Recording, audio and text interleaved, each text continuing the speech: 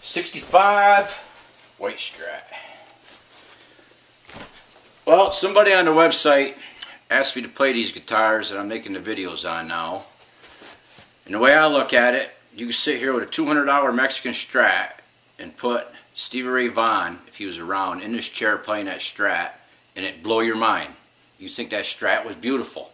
It ain't the Strat, it's the player.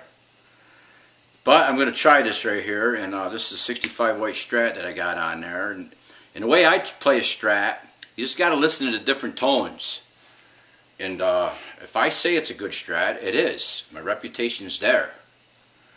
I'm playing with a Madonna pick right now.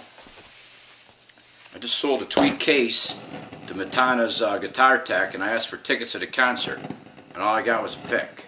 So guess better than not. Here it is on the neck position. Just listen to the 5 different positions. You gotta have a 5-way in my book.